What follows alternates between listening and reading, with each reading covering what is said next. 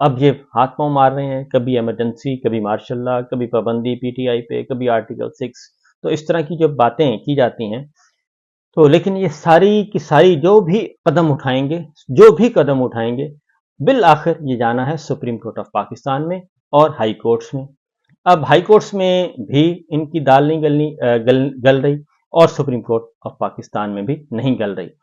इधर उधर की कर रहे हैं। वो 4 अढाक जजेस इन्होंने लगाने थे, वो सारे का सारा फ्लॉप हो गया, और 2 जजेस, पहले एक जज साहब ने माजरत की, फिर दूसरे जज साहब ने की, फिर तीसरे ने की, और तीसरे जज साहब को बावजूद इसके कि माजरत की नहीं, उन्होंने कहा कि नहीं, हम उनको राजी करेंगे कि आप आए, जरूर आए।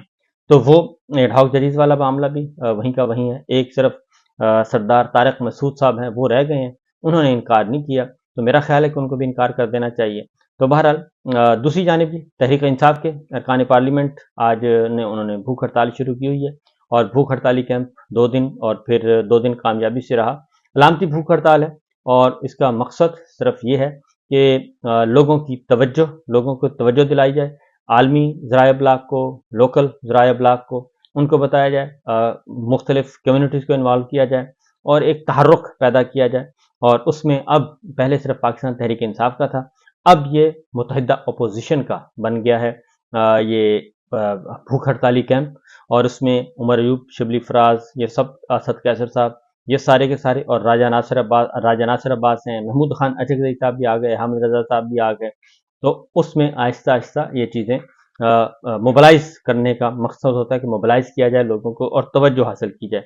तो वो तवज्जो हासिल कर रहे हैं, और असल में जब ये चीज़ें तब होंगी जब इसमें इमरान खान साहब जेल से बैठ के भूख हड़ताल का ऐलान करेंगे, और उसके बाद ये चीज़ें और भी हो जाएंगी जी, अट्रैक्ट करेंगी। और क्योंकि इमरान खान साहब से बहुत जल्द एक अहम मुलाकात होने जा रही है, क्योंकि पहले अमेरिका की करारदाद आ चुकी, फिर अमेरिका की कमेटी जो है वो डोनाल्ड लू को की हेयरिंग हो चुकी है, फिर वर्किंग ग्रुप आ चुका है, फिर लंदन में बरतानवी अरकान पार्लिमान ने भी एक इवेंट हो चुका है। तो ये सारी जो इवेंट्स हो रहे हैं, ये सब के सब जमा हो रहे हैं, और ये सब जब ताकतें इकट्ठी हो जाएंगी, ये सारी की सारी स्ट्रेंथ बन रही है आहिस्ता आहिस्ता, और जब ये बनेगी तो ये अल्टीमेटली प्रेशर आना है हमारी मिलिट्री लीडरशिप पे, मिलिट्री स्टैब्लिशमेंट पे, क्योंकि सबको पता चल गया है कि ये सब कुछ कौन कर रहा है, कैसे कर रहा है, क्योंकि इनमें तो इतनी सख्त नहीं है। फॉर्म 47 तो इन्होंने तकसीम नहीं किए, फॉर्म 47 तो हमारी मिलिट्री स्टैब्लिशमेंट ने तकसीम किए हैं। तो ये आहिस्ता आहिस्ता जो चीज़ें हैं वो सब पता चलता जा रहा है, और ये प्रेशर अल्टीमेटली मिलिट्री लीडरशिप पे आना है, मिलिट्री स्टैब्लिशमेंट पे आना है, और जब वो कैसे फेस करते हैं ये एक क्वेश्चन है। लेकिन मेरा नहीं ख्याल कि जिस तरीके से चीज़ें सामने आ चुकी हैं वो कोई फेस कर सकेंगे। इसलिए 3 मुतालबात रखे गए हैं पाकिस्तान तहरीक इंसाफ ने, कि सबसे पहले कि कैदियों को रिहा किया जाए, जितने भी सियासी कैदी हैं उनको रिहा किया जाए, महंगाई के खिलाफ निकलना है और भरपूर तरीके से निकलना है, और इमरान खान साहब के खिलाफ जो मुकदमात हैं उनको ख़त्म करवाना है, और अमन व अमान का मसला है, इसके खिलाफ निकलना है। तो ये कल जो है जुमे का दिन है, कल जुमे के बाद इस बात का ऐलान किया हुआ कि जनाब ये सारा कुछ करें और मुत्तहिद होकर निकलें। पाकिस्तान की आवाम से अपील की जा रही है, और ये इत्तेहाद किसी से हुकूमत छीनने का नहीं है, बल्कि ये आइन की बालादस्ती के लिए बनाया गया है। महमूद खान अचकज़ई साहब जो इस इत्तेहाद के सरबराह हैं, उन्होंने कहा है, और उन्होंने कहा कि हम पुरअमन तरीके से निकलेंगे, मुल्क भर में निकलेंगे, और जिस पार्टी का भी कोई आदमी हो वो उसे निकलना चाहिए। और ख़ास तौर पे उन्होंने कहा कि ये पीटीआई की तहरीक नहीं है, ये पाकिस्तान के अवाम के जो मसाइल हैं उनको हल करने के लिए हम निकल रहे हैं, और इसके लिए आगे आना चाहिए, क्योंकि लोग खुदकुशियां कर रहे हैं। और लोग रावलपिंडी में आपने देखा होगा, एक शख्स है, वो ऊपर से मेट्रो लेन से ऊपर से छलांग लगा रहा है, और उसने अपनी जान दे दी, भाई ने भाई का गला काट दिया। बिजली के बिल जो है, महंगाई, गुर्बत, हर चीज़ बढ़ती जा रही है। और फिर ये आलमी सतह पे अब ये सिर्फ मसला नहीं है। जस्टिस हसन साहब को न्यूयॉर्क में दावत दी गई थी, और वो गए हैं, और उन्होंने वाज़ेह तौर पे वहाँ पे बहुत अच्छी गुफ्तगू की है, और उन्होंने अपना पॉइंट ऑफ व्यू दिया है, और उन्होंने कहा है कि मेरी अदालत के अलावा, उन्होंने कहा कि कहीं से रिलीफ नहीं मिलता था, वो मुझसे रजू करते थे, और आज भी मेरे खिलाफ प्रोपेगेंडा किया जा रहा है। 2022 में जो मेरे खिलाफ प्रोपेगेंडा कर रहे थे वो अब तब्दील हो गए हैं, और आज जो है वो दूसरा ग्रुप जो है वो प्रोपेगेंडा करता है। اور ہائبرڈ نظام حکومت اور جمہوری نظام حکومت میں عدلیہ کی آزادی کا الگ الگ تصور ہے۔ ججوں کی تعیناتی میں مجھے ایک جج کو منانے میں 3 اور دوسرے جج کو منانے میں 2 سال لگے۔ انہوں نے کہا کہ اتنا ٹائم لگتا ہے۔ انہوں نے کہا کہ ان ججوں پر کسی کو اعتراض نہ تھا، مگر پورا نظام ان سے خوف زدہ تھا، اور حتیٰ کہ وزیر اعظم بھی ان ججوں کی تعیناتی کی مزاحمت کرنے والوں میں شامل ہو گئے۔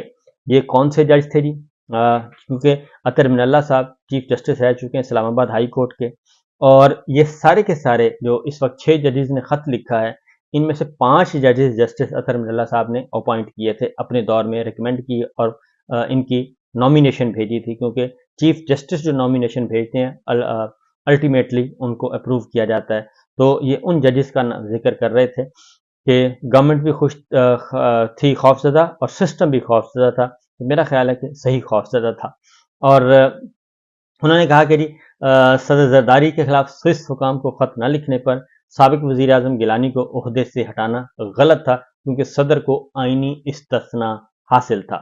اور انہوں نے یہ بھی کہا کہ 9 مارچ 2007 کو چیف جسٹس افتخار چودھری کو جب آرمی ہاؤس میں نظر بند کیا گیا تو میرے ساتھی جسٹس یحییٰ آفریدی کے مشورے پر ہم نے حبس بیجا کی درخواست دائر کرنے کا فیصلہ کیا، اور ہمارے وکیل جسٹس منصور علی شاہ تھے۔ رجسٹرار نے 12 اعتراضات لگائے اور پھر وہ درخواست کبھی نہیں سنی گئی۔ اور اب وہ تینوں ججز جو ہیں، جسٹس منصور علی شاہ صاحب، جسٹس اطہر من اللہ صاحب اور جسٹس یحییٰ آفریدی، اس وقت وہ سپریم کورٹ میں موجود ہیں، اور ان کی سٹرینتھ بڑی زبردست قسم کی بن چکی ہے جی۔ اور جسٹس اطہر من اللہ صاحب کا کہنا تھا کہ تمام ججز کو معلوم تھا کہ ان کے چیف جسٹس گھر میں نظر بند ہیں، مگر کسی نے درخواست نہیں سنی۔ یہ بات ہو رہی ہے 3 نومبر 2007 کی ایمرجنسی کی، اور اس سے پہلے جب چیف جسٹس افتخار چودھری صاحب کو برطرف کیا گیا تھا اس وقت کی بات ہو رہی ہے، جب برطرف کیا گیا تھا۔ تو 18ویں ترمیم پاکستان کے لیے بہترین تھی، مگر اس وقت چیف جسٹس افتخار چودھری نے اسے عدلیہ کی آزادی مخالف قرار دیا اور پارلیمنٹ سے زبردستی 19ویں ترمیم کروائی، اور یہ سب وکلا تحریک کے اصولوں کے منافی تھا۔ اور وکلا تحریک کے بحال ہونے والے ججوں نے نوجوان نسل کو بہت مایوس کیا۔ یہ ججوں کی بحالی کی نہیں، آئین کی بحالی کی تحریک تھی، جنہوں نے میری عدالت کے علاوہ کہیں سے بھی ریلیف نہیں ملتا تھا، آج وہ بھی میرے خلاف پروپیگنڈا کر رہے ہیں۔ انہوں نے کہا جی میمو گیٹ سکینڈل جو ہے، میمو گیٹ کیس جو ہے اس قابل نہیں تھا کہ سپریم کورٹ اس پر سماعت کرتی۔ وزیر اعظم کو تاحیات نااہل کیا گیا اور عہدے سے برطرف کیا گیا۔ وکلا تحریک اس مقصد کے لیے نہیں تھی۔ جسٹس اطہر من اللہ صاحب نے کہا کہ چڑیا گھر کے ہاتھی، ایک ریچھ اور آوارہ کتوں سے متعلق کیس بھی ہم نے سنے۔ جنرل ضیاء الحق کے خصوصی صلاحیتوں کی حامل بیٹی کی خواہش پر سری لنکا کی ریاست نے ایک ہتھنی سے اس کا 1 سال کا بچہ چھین کر ریاست پاکستان کے حوالے کیا اور اس ایوان صدر کے عقبی صحن میں چھوڑ دیا۔